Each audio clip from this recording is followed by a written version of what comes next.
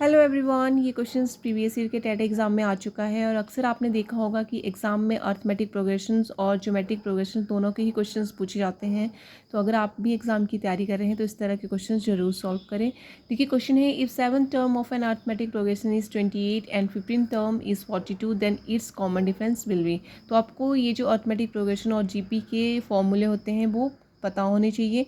देखिए arithmetic progressions का जो नन टर्म निकालने का फॉर्मूला है वो क्या होता है, a n is equal to a plus n minus one d. यहाँ पे ए एन जो है वो नॉन टर्म है, ए जो है वो क्या होता है, फर्स्ट टर्म होती है, ठीक है। एन यहाँ पे क्या होता है, नंबर्स होते हैं, नंबर ऑफ टर्म्स, और डी क्या है, कॉमन डिफरेंस। अब देखिए यहाँ पे क्वेश्चन में दिया गया है 7 term of an arithmetic progression is 28। तो 7 टर्म के बारे में दिया गया, तो यहाँ पे n की वैल्यू क्या होगी, 7। यहाँ पे आपका आ जाएगा a प्लस n कितना है, 7 माइनस 1 और d। तो यह क्या आ गया, A7 क्या आ गया, A प्लस 6D। तो ये तो आपकी फर्स्ट इक्वेशन आ गई है।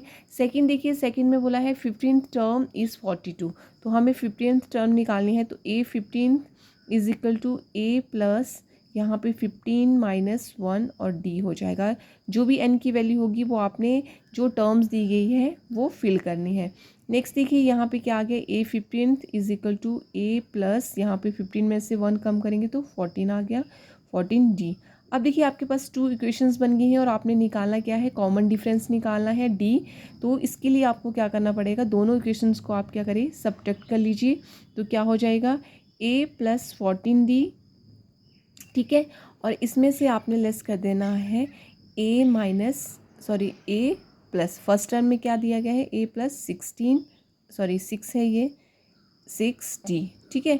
और इक्वल टू में क्या हो जाएगा, देखिए A प्लस 6 जो D है फर्स्ट टर्म है वो किसके बराबर दी गई है, 28 के बराबर, और दूसरी किसके बराबर दी गई है, 42 के बराबर। तो यहाँ पे हो जाएगा 42 माइनस 28। अब देखिए क्या होगा, तो जो फर्स्ट टर्म है उसमें a जो है वो आपका कट गया और यहाँ पे हो जाएगा 14D माइनस 60 इक्वल टू 42 में से 28 कम करेंगे तो यहाँ पे बचा आपका 14।